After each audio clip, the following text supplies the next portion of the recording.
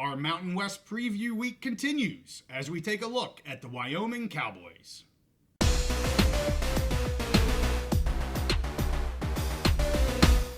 College football is back, and we're back on the Big Mountain with a very special guest. Hey, it's great to have you back on the mountain. I am JY. This is my good friend Steve. As Steve said, we have a very special guest to talk about a Mountain West football program, my favorite Mountain West team, the Wyoming Cowpokes.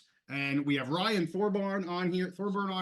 And we're going to have some questions. We're going to have interactions just about the team, the players, and nobody better than Ryan. He is going to lay it out, lay it straight just before I put out my preview episode for the Mountain West. So we want to welcome Ryan onto the Big Mountain. Hey guys, thanks for having me on. I appreciate it. Good to be with you to talk Cowboys football. We're looking forward to the season out here in Laradice as well. It should be an exciting year for Wyoming. They have a new head coach, Jay Savell, obviously, new coordinators, and a new quarterback. So there's a lot to cover. For those who don't know, I was in the newspaper game for about 3 decades. I covered the Denver Broncos and then the CU Buffs for the Boulder Camera for 15 years. And then I moved out to Eugene, Oregon and covered the Ducks for 8 years. And then I'm from Wyoming and went to Wyoming. I came full circle, and now I'm in this new role with the athletic department as kind of the in-house reporter. So it's a lot of fun. That started during spring ball. So I've been watching these guys every practice and ready for any questions you guys might have. If anyone wants to follow me on X, it's @by_Ryan Thorburn, and you can bookmark the Pokes Insider page at gowyo.com. We'll be covering saturation coverage of the Pokes this year, obviously, at the Pokes Insider. Yeah, that's fantastic. We'll make sure we put links to all of your information down in the description as well, so people can find you. We'll share this on X as well. You've done a great job. We were talking just before we started recording how great of a job you've been doing covering the Pokes. I love it. Just all over it with interviews and all kinds of good stuff. So let's get into it. Coming off a fantastic year last year for Wyoming. What are your expectations moving into this year? As you said, there are some changes. Obviously, everybody knows the head coaching change. Craig Bohl has retired. Obviously, we have a starting quarterback change, but we do have quite a bit of returners here in terms of starting players. So what are your expectations for the Cowboys here this year? Well, Wyoming was picked 6th in the Mountain West poll. I would expect them to do much better than that. I think they have a good chance to contend this year. They could have contended last year. Obviously, we saw them beat Texas Tech in a thriller to open the season, get off with a bang. They stole a game from App State, another really good group of 5 team. And then, as you guys know, they were tied 10-10 at Texas, a college football playoff team. And that's why there's a little bit of excitement, even though there's so much change. Evan Svoboda started that game for Wyoming. Andrew Peasley, the quarterback last season, was injured. And first ever start in front of 110,000 against a top 5 team. Go get him. And Evan did a great job. He was poised. They didn't do anything exotic on offense, but they hung around. And then it was kind of a landslide in the fourth quarter. Texas's elite speed and receiver and on the edge defensively kind of took over there, and Wyoming lost that game. But they were in contention throughout the Mountain West. Their only flaw really was road stumbles. They had Air Force beat in the road opener and blew that game on the same night that Boise State lost on a Hail Mary in Fort Collins. It was right there for them. And then for whatever reason, they came out at Boise State 2 weeks later and laid a complete egg. That was by far their worst game of the year and really the only game they didn't show up. And then they got off to a horrible start at UNLV, the other Mountain West championship game participant. Fell down 21-0, scored the next 2 touchdowns, had a chance to actually tie the game right before halftime, and Peasley was intercepted in the end zone. So they need to shore up the road games, and they'll be fine. They were 7-0 at War Memorial Stadium last year, setting a single season attendance record. And I really like the schedule in terms of their first game is at Arizona State. It's going to be hotter than the surface of the sun, and they're trying to get ready for that, which is not easy. But yeah, Arizona State is a Big 12 team, new to the Big 12. so much roster turnover down there. It's really hard to gauge, what to expect. They could all gel and come together, or they could be as they're predicted, which is at the bottom of the Big 12. So Right. really a winnable road opportunity against a Power Four for Wyoming, and that needs to happen somehow, some way. I agree. I'm anxious for that game. I think it sets up really good. Other than traveling south to what's going to probably be a very hot environment. Other than that, I mean, and I would look back at even what now 1 year doesn't necessarily mean it's going to happen another year, but look at what the Fresno State Bulldogs did to Arizona State last year. And I love this first game for the Cowboys here. I think it sets up really well for them. I'm also really anxious for the BYU game. I know a lot of Poke fans are super anxious for that. And you mentioned the schedule. They don't get Fresno and they don't get UNLV this year. It's kind of weird the way the Mountain West scheduling worked, especially when they have that relationship with Washington State and Oregon State. The scheduling agreement took out a game that they would have had in conference. So that definitely put a little bit of a wrinkle in what they probably would have had. But I agree. I think their schedule sets up really well for them. And I agree also that I just think sixth is the bottom of the barrel. I mean, it's nothing but up from sixth. And I think sixth is very weak. I like them at least top four, if not three, and certainly maybe pushing for the championship game. I think they have the ability to do that. So I have a quick follow-up, Ryan. So last year, the Pokes were only picked, I think, by the media to win like 6 or 7 games. I think 6 games. 6, yeah. Yeah. JY was all over that last year and picked them to exceed that. And they ended up winning, what, was it 9 games they won last year? Mm-hmm. Yeah, 9 games last year. This year, again, like you mentioned, picked to finish 6th in the conference. Do you think that is just, a carryover from, changing the head coach and the quarterback? Or, is there just, is Wyoming overlooked? I mean, they have that great home record. They have that history of last year going, winning against Power Four opponent. What do you think why do you think they're only picked 6th and there doesn't seem to be any carryover respect from last year? I think it's that way almost every year for Wyoming. They're never picked at the top, and the rare occasions they usually underachieve. So I think that has a lot to do with it. I think Wyoming fans love it when they're picked low because they usually exceed expectations. And when they're picked high, like the basketball team was a couple of years ago, picked first, it all kind of imploded for Wyoming there in basketball with injuries and other chaos going on. So they're right where they want to be. They don't really care about it. In fact, Jay Savell told the team, and specifically Jordan Bertinoli and Harrison Whaley, when they went down to Las Vegas for the Mountain West Media Days, he said, "You guys are going to be picked 5th or 6th. Don't worry about it. I mean, it is what it is." Mm-hmm. I don't think they care about that stuff. I do think the media in the Mountain West, I understand it because of all the newness. Jay Savell's never been a head coach before. Jay Johnson comes in as the new offensive coordinator from Michigan State.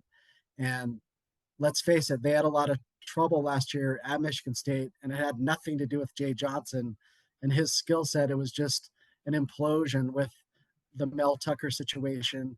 And, I imagine that team checked out before the season. So, and then Aaron Bull, Craig Bull's son, has never been a defensive coordinator, but he's obviously been groomed for that his whole life, growing up as Craig Bull's son and being the linebackers coach for Jay Savell the last 4 years. So I think the newness there, and then at quarterback with Evan, even though he had some great moments last year, they didn't really unleash his arm. It was mostly him running the ball in relief of Peasley. So I get it.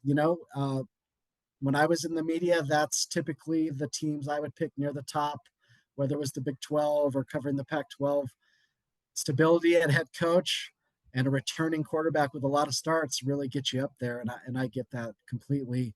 Of course, Boise State, the runaway favorite, question marks at quarterback, but I think everyone knows that their 2 guys are solid, and the new kid, the USC transfer, could be dynamic if it works out. So I get it, and Wyoming loves where they're picked, so I wouldn't worry too much about it. They're comfortable being an underdog. They are. That's the story of the Wyoming Cowboys. Well, let's talk about some players. Let's start with offense. And I want to talk about Harrison Whaley, just a phenomenal talent. He is on the Doak Walker watch list that just came out here, I think, earlier this week.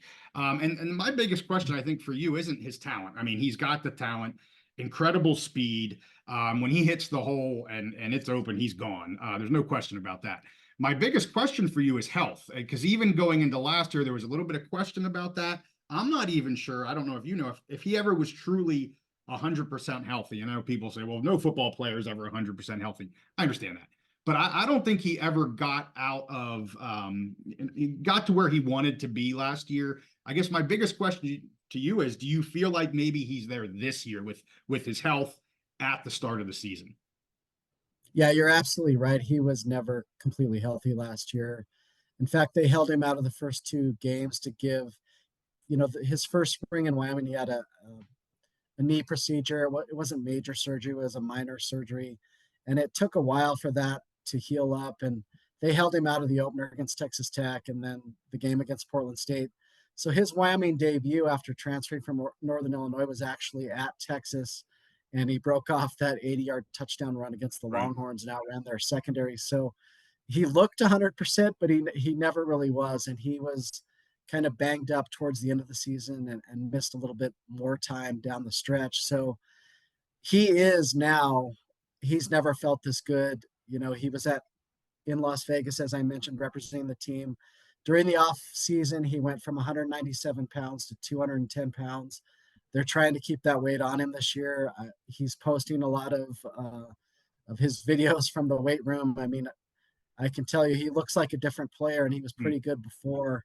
In fact, Wyoming played at Northern Illinois, I think his sophomore year, and he ran right through Wyoming's defense, which was a good defense with Chad Muma and some other studs on it. And I know that they remembered that. It was seared in their brains because when he went in the portal, Wyoming was the first team to reach out instantly. And I think running back coach Gordy Haug was on a flight to Iowa almost immediately. And, it's really remarkable that Wyoming was able to get him because he's a power 4 level running back, obviously. And, if he would have went in the portal again last year, he would have, an opportunity, to make some money. But I think he's betting on himself and staying healthy and being in this system. All that should pay off with a shot at the NFL after this year. Yeah, I hope it does for him. He certainly has the talent, and I'm glad to hear it sounds like he is ready to start the season with the health that he would hope for, any player would hope for. So that's great news. Let's get to some of the passing game here. Obviously, we've been talking about Evan Svoboda. I am very high on him. Yes, is he going to make mistakes? I mean, anybody that would say he's not is kidding themselves. He'll make some mistakes, but I think his upside is just so much greater than some of the mistakes that he will likely make. Just with his arm, his running, and you see the type of power that he has, a big quarterback. So again, like I say, I'm expecting big things. I know we had we have a fan that comes on every so often. He's one of the Cowboys in Colorado. I think he started the Cowboys in Colorado. And he has just talked about seeing Evan throw. It's a different type of power. And he even goes back to talk about Josh Allen and just like, we know the number situation and all that kind of stuff, but he's like, it's there. Like when you see this kid throw the ball, it's just a different type of throw. Is that what you're seeing? And what are your expectations for Evan this year? Yeah, I wasn't around here when Josh Allen was, but I watched it from afar, and I would never compare anyone to Josh Allen, but Sure. I think Evan Svoboda has that thing where he visualizes something until it happens. And obviously he knew the Josh Allen story quite well. And Svoboda, coming out of high school, the COVID year in Arizona kind of put a real damper on his recruiting. I think originally he was going to walk on at Wyoming, but he decided to walk on at Snow College just for financial reasons. And after a year there, he gets a scholarship at Wyoming, which is where he wanted to go, chooses the number 17 for obvious reasons, and wants to follow that path. Josh Allen spent a year in junior college after not getting recruited, sent out emails to every team in the country, and Wyoming was the one that responded to his liking, and the rest is history. So he's following that path. He's definitely has a similar build. He's 6'5", 245 pounds, and there's no body fat involved in that whatsoever. He's actually the leader of this off-season weight conditioning and strength program that is, making a lot of news with guys making the freaks list and stuff like that. So he's the real deal. Now we'll have to see how it is with the lights on. We got a pretty good idea at Texas, but now he's going to be throwing the ball a lot more. Craig Bull instilled the pro style offense and 3 yards in a cloud of dust and using full backs and 2 tight ends and grinding teams into submission. And it established the Cowboy tough culture that's still going on now. But this offense is really different under Jay Johnson. It's more spread. It's more balanced. You're seeing versatility from players like Caleb Driscoll, fullbacks, now lining up at the slot at times. Sam Scott, a running back, can also line up at tight end, and they've upgraded the talent at wide receiver. It's young talent, it's unproven talent, but the speed is there. Tyler King, a transfer from Texas Tech, is a 22-mile-an-hour guy, and they have others like him. They have more speed, 9 22-mile-an-hour guys on this roster. That's GPS tracking this summer. So it's exciting. I think when push comes to shove, if they have a lead at Arizona State in the fourth quarter, you're going to see them go back to pounding the rock. But they think Evan Svoboda can take the offense to a different level with his arm, which they really haven't had since the previous number 17 was here. Yeah, and I just want to say I think, I mean, you could see potentially we could see some massive stars aligning. This new quarterback, young kid with the arm, the athletic ability, with the new offensive coordinator that's maybe willing to spread that out a little bit more. I've heard Jay Salvell talk, and he's going to let Jay Johnson kind of do his thing, and so I'm excited for it. Like you say, it's not something we have seen from the Cowboys here much recently at all. I'm excited for it, and I feel like they have the pieces to make it work. Not 100% of the time, but man, I think it could be pretty impressive. Yeah. So Ryan, I have a follow-up question on Svoboda for you. One of the benefits of the spread, I've seen in the Big Ten, Ohio State was famous for doing this, is you're spreading your playmakers all around. You're also spreading the defense around the field. You've talked about Svoboda, about using his arm, about throwing the ball more. How much do you see? Do you see his legs playing a part this year? Do you think the offensive coordinator wants to kind of keep him healthy, keep him focused on throwing, or do you see him playing any kind of dual threat, a la Josh Allen, over the years? I think, again, he's not Josh Allen. He's Evan Svoboda, but he is a reasonable facsimile physically, to the point where the Bills let Josh run when he wants to run, and they're not worried about him getting hurt because he does the hurting when there's contact. And I think it's the same thing with Evan. I think they're not going to get rid of the quarterback run just because they're worried that all their eggs are in Evan's basket. They're going to let him play, and whatever happens, and they're not really worried about him getting hurt. So I think he's a dual threat quarterback, much like Josh Allen was here. He showed last year. I mean, he had some big runs last year. He finished off Colorado State with a big run. He finished off the bowl game. Peasley actually got hurt on the first snap of the final drive, and they had to go the distance and kick the game-winning field goal. He led that drive mostly with his legs, but he also had a nice third down throw there. So he's dual threat. They're not worried about it. Jaden Clemens is the backup. He's a senior who, in the 2022 season, Peasley got hurt in the border war. He came in, threw a dime to Alex Brown to beat rival Colorado State in Fort Collins. The next week, unfortunately for him, was the Boise State game, which he had to start. Boise State's defense was much nastier than Colorado State's. He had a rough outing. They lost that game, but he's learned from that. And, he's much better in this system. In fact, I thought he picked it up quicker than any quarterback on the roster during the spring. He looked outstanding. So if they have to go to Jaden Clemens for a series, maybe even a game, they're fine. I think but they need Evan Svoboda to lift this team from that, 7 to 9 win situation they've been in for a number of years now to continue for the Mountain West, which means, winning 10 games probably. Right. Yeah.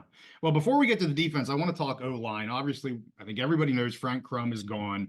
Outstanding talent there. And quite frankly, I love listening to his interviews after the game. Just a great athlete, great person. So they bring back pretty much the rest of the line. But how are we feeling about the transfer out of Crum into a new one? My only major concern, honestly, with the offense is the offensive line. What can you tell me to maybe help alleviate some of my concerns about them, and where are they at here in early in the practices here? Well, yeah, they do lose Frank Crum, but the guy played here for 6 years, so there's not much more he could have done. Sure. And they have had all these extra years to prepare for his departure. They do return the other 4 starters from last season, and it's interesting because Caden Barnett, the right tackle last year when Frank was on the left side, I kind of assumed because he's been around a long time, started a lot of games. I kind of assumed they'd flip him over to left tackle, but they have not done that. He's still at right tackle. Jack Walsh, an all Mountain West preseason guy, is still at right guard. Fia Tulafono, who should have been Wyoming's all Mountain West offensive lineman in the preseason, is still at center. He started a million games here. And then they have a redshirt freshman, Jake Davies, at left tackle, which is interesting because they put this kid through the fire in the spring. They have some really veteran defensive ends that, were dancing around him and getting to the quarterback and really making his life miserable. And after the spring game, Sebastian Harsh, one of their defensive ends, said, "Hey, this kid's going to be fine. He's a redshirt freshman.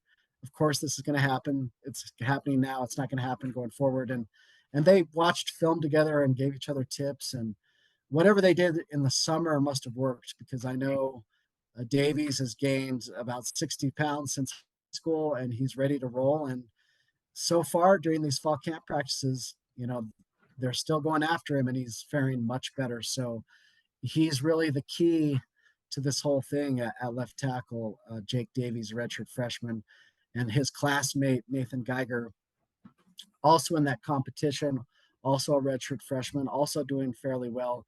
But I think it's Davies' job to lose, and if he can do well, or just adequate for his age, that right side is going to be nasty. I mean, they'll be able to run the ball on the right side.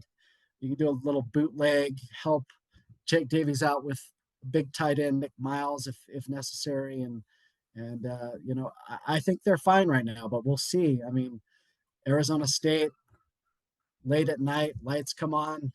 We'll have to see how he protects Evan. It's good to hear, at least early on here in the fall practices, that you've seen that kind of change and improvement, and only hopefully will continue. So that's great news. So I have a follow-up on the offensive line. I was incredible as a Big Ten fan. I was incredibly impressed by the Wyoming offensive line last year. Specifically, I think it was the Fresno game where there were times where they were just imposing their will. And I told JY, they remind me of a Big Ten offensive line. They look like an Iowa or Wisconsin of a few years back. With moving to more of a spread from the old school 1994 pro style, like you mentioned, to more of a spread. Do you see a blocking scheme change? Or are they going to move sometimes in the spread? They'll spread out with wider gaps. And then sometimes, like Ohio State has used more of that power spread, where a power formation but spread out the skill players. Do you think there's going to be a major blocking scheme change this year, or are they going to kind of use the same blocking scheme but in the spread? Yeah, that's a great question. And I should mention Wes King is the left guard. I didn't mention him. And he's a guy who was thrown into the fire last season as a young guy. And now he is night and day better. So they feel good about him. He started last year. He's much better this year. The guys pretty much said it's the same on the offensive line. Not much at all has changed. The tempo is, they go tempo now, and that's a change, getting up to the line of scrimmage immediately, spotting the ball and rolling. But the blocking schemes are pretty much the same. And, I think the starting five is on the same page. I think the key over the next couple weeks will be making sure they have, number 6, number 7, number 8 ready to go. But right now, I think the offensive line is in sync with Evan and Jay Johnson, and you're going to see a balanced attack. Great. Well, I don't want to leave out any of the offense. Certainly, we could talk about Gillenberg, Brown, all kinds of different guys, but I do want to get to the defense and be respectful of your time as well. Returning a ton of players here as well. Obviously, Easton Gibbs isn't back, but my goodness, they are returning a lot. I believe they were the number 3 ranked defense last year in the Mountain West. I mean, they have to be one of the favorites to be near the top again. Just a phenomenal defense. And I'll be a little hard on my Cowboys here. I didn't think they started as good as I expected them to start last year on defense. They certainly got better as the season went on, but I think if we're going to hope that they push to where we think they could be, man, that defense has to get going right here day one against Arizona State. So what are you seeing on the defensive side? Are they going to be ready to go here day one, or what's happening? Yeah, and in fairness to that start, I think Texas Tech with Tyler Shuck, who was injured, a game or two after the Wyoming game, they were a really good offense. Yeah. And it's hard to simulate that tempo that they run. I mean, they're right up there, I think they're the fastest, per snap, getting their snaps off, or they were with Shuck. And unfortunately, he got hurt. And I think Wyoming took a lot out of them. That loss really hurt Texas Tech last year. And then App State's quarterback turned into one of the better quarterbacks in the group of 5 as the season went on, and Wyoming pulled that game out somehow. I still don't know how. I don't either. Wyoming, I mean, it's unfortunate, but it speaks to what their front seven's capable of. They injured Air Force's quarterback late in that game, and they injured Mikey Keene late in that game. I mean, they had an ability. Sebastian Harsh sacked Quinn Ewers. They had an ability to get after the quarterback, but they didn't get as many sacks as they want to get this year. And I think that's the key to this defense. Like you said, pretty much everyone is back, including Jordan Bertinoli at defensive tackle, came back for his super senior season. Shea Suianoa, also a 6-year guy, came back because he has the opportunity now to move from weak side to middle linebacker, where his predecessors are Logan Wilson, Cincinnati Bengals, Chad Muma, Jacksonville Jaguars, and now Easton Gibbs just signed with the Pittsburgh Steelers. So they're really good up the middle. That includes Wyatt Eckler at free safety, Isaac White at strong safety. And the key is these edge guys: Sebastian Harsh, Braden Siders, Devon Harris, Tice Westland. Their top 4 pass rushers from last year are all back, but they got to get home this time. You can't just run into quarterbacks and injure them. You need to bring them down. Sure. No, good point. And yeah, I'm high on. I was high on the D last year. I'm just as high, if not higher, this year. I mean, I don't see any reason they don't take another step forward, or they're kind of near the top of the Mountain West. I mean, they should be pushing for the top of the Mountain West in terms of defenses. And I was happy to see all of these guys returning. I mean, it just speaks volumes to the university, the athletic program, the team. And yeah, okay, we turned over the head coach, but hey, Jay knows what's going on. He's an in-house guy. Was handed a great roster here by Coach Bowl and just everything. So, you don't look at him as like the new guy, as a lot of these other Mountain West schools have, pulling in new head coaches that are brand new. I mean, we're just rolling right into the season. At least that's how I feel. Anything else on Jay or any of the other coaches? I know you talked about them early on. I mean, what is your feelings for Jay? Certainly, definitely a bit of a different feel from what Craig Bowl was. We've already seen some of the changes that he's made. I don't want to say a player's coach. I think that's kind of a cliche, but just what are your overall feelings here about Svoboda? Well, first of all, in this era of college football, Tom Berman, the athletics director, I mean, he knew Craig Bowl was going to retire someday. He didn't want it to happen, but once he was given word, okay, this is going to be my last ride, he wisely interviewed Jay Savell several times to make sure that Jay Savell was going to keep the culture in place, but put his own stamp on it. And I can tell you, just talking to players, it was a very well kept secret by the Wyoming Athletics Department. They put out a press release. Coach Bull is retiring, and then like 5 minutes later, Jay Sawvell is Wyoming's new head football coach. Yeah. And I can tell you, in the team room, they did the same thing where Craig got up and told the team, this is my last ride. This bowl game will be it for me. And of course, they're looking around and there's a motion, and then Jay Sawvell or Tom Berman gets up there and says, "Don't worry, Jay Sawvell is your new head coach." And it was just loud roaring and relief. The players love Jay Sawvell. It's remarkable in this era of the portal. They only lost one guy that they wanted to keep or that they were counting on, being a starting player in the entire portal cycle. For a group of 5 team, that's really good. And Yep. they like that continuity obviously is huge. And I think, but beyond that, Jay Sawvell, as we've talked about, isn't just running Bull's program exactly the same way. He's going to have a much different offense. And, Aaron Bull is, I think, going to be maybe a star defensive coordinator. We'll see. So, so far, so good. I think you can't ask for more. But again, we'll see what Jay's like in the 2-minute drill down 3 at Arizona State when he needs to burn a timeout at the right moment or send the kicker out or go for it. All those decisions that you never know until you have to face them as a head coach. Yeah, for sure. Well, we appreciate you coming on the Big Mountain here. I always appreciate your coverage that you give the Pokes, and I will be following you throughout the season. I'm really excited for this season for Wyoming. We're only a few weeks away. We again thank Ryan Thorburn from the One Wyoming podcast to talk about those Wyoming Cowboys. Tomorrow, we're going to do a deep dive into the Fresno State Bulldogs, and then we will have my preview of the entire Mountain West season on Thursday. With that, make sure you give this one a like, subscribe if you like our content. We'll see you all next time on the Big Mountain.